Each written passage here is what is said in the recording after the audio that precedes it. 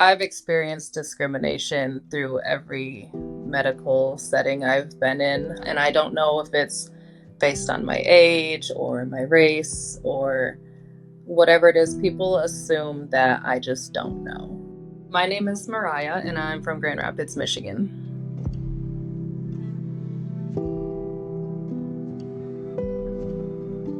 So I am Navajo and Pueblo. Those tribes are in New Mexico.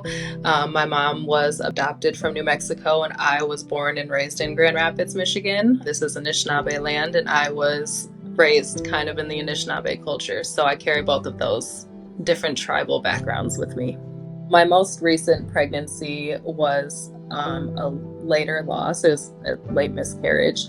It was actually a very, very healthy and very beautiful pregnancy. So going into a prenatal appointment with my midwife, one day we decided to do an ultrasound just to check on the baby, and we noticed there was not movement like there had been before.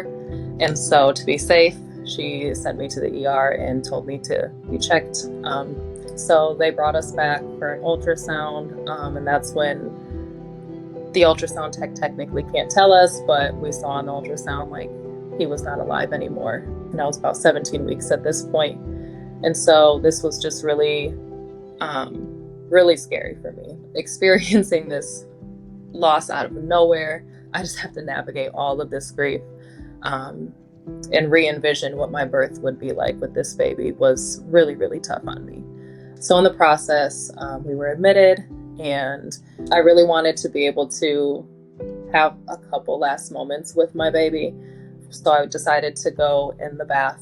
Water is very calming for me. It's very healing. And so I knew that if I spent some time in the bath, just listening to my music, talking to my body and my baby, and kind of just saying like final goodbyes for him being in my womb, that would kind of help the process and allow me to grieve properly. And in the process of me having this moment, I hear a doctor come in and start talking to my partner. I could tell that he was trying to get my partner to make a decision about something, like my moment of peace and serenity and just being able to let go was kind of ruined by that. So I get out and I get prepared to talk about whatever it is. In this moment, I thought that it would be about bringing my baby home with me.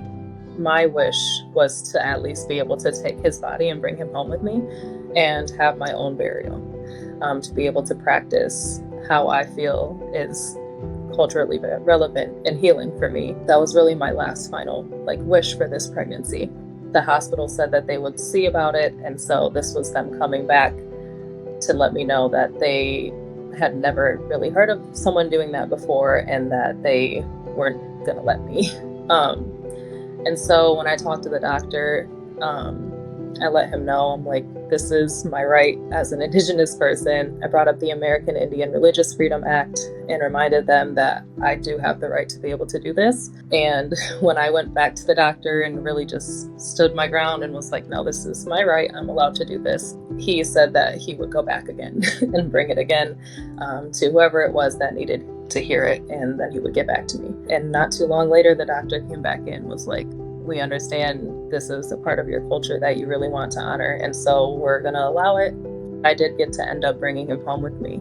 So that entire experience, even though it was really heartbreaking and overwhelming, and there was a lot of grief mixed in that I had never experienced before and never wanted to, leaving the hospital felt kind of empowering, because even though it was really difficult that I had to even take a stance and fight during that process, I still was able to do it. I think my biggest advice to another person who's in the hospital and wants something for themselves or their babies or their entire birthing process, my advice is to make sure that you do your research as much as you can before getting into a situation, if you can. Just to know that you have rights, and that if you explain exactly the rights that you have and you're knowledgeable of what those rights are, you have the right and people can't tell you no. I also feel like a birth worker, being involved in any type of birthing experience is also extremely helpful. They're there to advocate for you, and so having some type of advocacy is really important also.